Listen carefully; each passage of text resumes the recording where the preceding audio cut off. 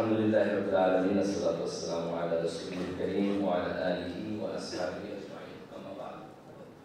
আমি প্রথমে ধন্যবাদ জানাই ঢাকা বিশ্ববিদ্যালয় শাখাকে আজকের এই প্রোগ্রাম আয়োজন করার জন্য এবং ঢাকা বিশ্ববিদ্যালয়ের বর্তমান ছাত্র এবং সাবেক ছাত্র এবং ছাত্রী ভাই বোনেরা যারা আজকে অংশগ্রহণ করেছেন তাদের সবাইকে ধন্যবাদ জানাচ্ছি। আমি কথা বলবো বিশ্ববিদ্যালয়ের সাবেক ছাত্র হিসাবে, অফকোর্স সাবেক ছাত্র নেতা হিসাবে এবং একটা সেম টাইম আমি শিক্ষক, কাজে শিক্ষকের জায়গা থেকেও। ছাত্র রাজনীতির ফরম্যাট নিয়ে আমি personally conflicted.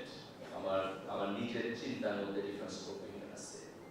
In one perspective আমি চিন্তা করি যে ছাত্রদের কাজ হচ্ছে পড়াশোনা করা, তারা বিশ্ববিদ্যালয়ে আসবে, জ্ঞান চর্চা করবে, যার যার সাবজেক্টে ভালো করবে, তারপর তাদের প্রফেশনাল লাইফ চাকরি বাকরিতে চলে যাবে, সেখানে গিয়ে তারা জাতিকে কন্ট্রিবিউট করবে, নেতৃত্ব দিবে। প্রফেশনাল লাইফ থেকে তারা যদি জাতীয় রাজনীতিতে যেতে চায়, যারা অ্যাক্টিভলি পার্টিসিপেট করবে তারা পার্টিসিপেট করবে। কিন্তু বিশ্ববিদ্যালয়ের ছাত্র জীবনে তার প্রাইম টার্গেট হলো পড়াশোনার মধ্য দিয়ে তার যোগ্যতা তৈরি। এটা হচ্ছে আমার ওয়ান পার্সপেক্টিভ। এবং এই জায়গা থেকে আমি বিশ্ববিদ্যালয়ের ছাত্র রাজনীতি থাকাই উচিত না মনে করি। But at the same time দুইটা ঘটনা ঘটছে খুব রিসেন্টলি, যেটা আমার চিন্তার জগতের উপর ইম্প্যাক্ট করছে। একটা ঘটনা হলো আমেরিকাতে, যে রিসেন্ট প্যালেস্টাইন ইস্যু যখন আপনারা দেখেছেন যে প্যালেস্টাইনের সাধারণ জনগণের উপরে যে আগ্রাসন হচ্ছে, আমেরিকার পলিটিশিয়ানরা মোরলেস কম্প্রোমাইজড এই ইস্যুতে।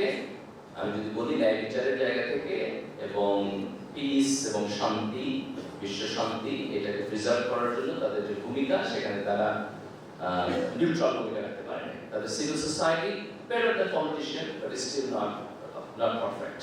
মিডিয়া এবং সিভিল সোসাইটি কিছুটা ভূমিকা পালন করেছে।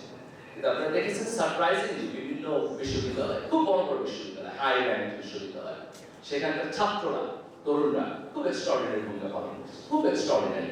যেখানে এভরিবডি কম্প্রোমাইজ হয়েছে, সেখানে তারুণ্য দাঁড়ায় গেছে। So this is one event. এবং সেকেন্ড হচ্ছে আমাদের এখানে জুলাই গণ-অভ্যুত্থান। আমরা 16 বছরের একটা ফ্যাসিবাদী শাসনের মধ্যে দিয়ে গেছি।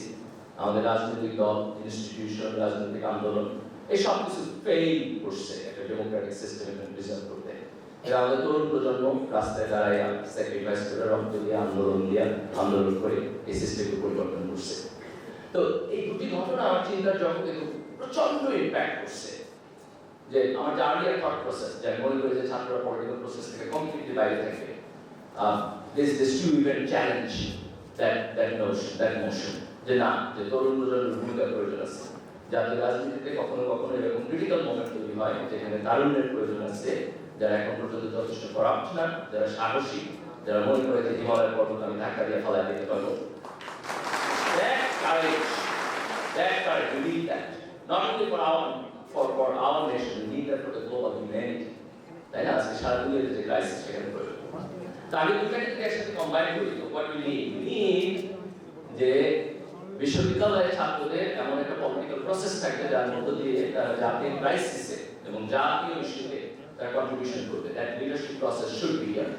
But at the same time এইটা দলীয় রাজনীতি, লেজভিত্তিক রাজনীতি এবং বিশ্ববিদ্যালয় ক্যাম্পাসে আমাদের যে বাজে রাজনীতি, যেখানে সাধারণ ছাত্রদেরকে অপ্রেস করে রাজনীতি করা হয়, সেই মডেলের মধ্যে যেতে পারবে না।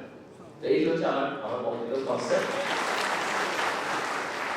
এবং ছাত্র শিবিরের সাবেক ছাত্র নেতা হিসাবে এবং আজকে বিশ্ববিদ্যালয় ক্যাম্পাসের সাবেক অ্যালামনাই হিসেবে ছাত্র শিবিরের কাছে আমাদের এক্সপেকটেশন সেটা হলো যে ছাত্র শিবির 91 থেকে মোরলেস ফ্যাসিবাদের আগ পর্যন্ত আমাদের যে স্টুডেন্ট পলিটিক্যাল যে সিস্টেম, এই সিস্টেম পারফেক্ট ছিল না।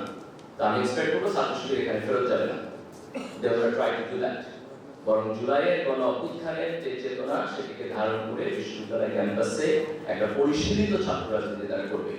আর এই পরিশীলিত ছাত্র রাজনীতি যদি সম্ভব না হয়, তাহলে আমি ছাত্র রাজনীতি বন্ধের পক্ষে। Thank you.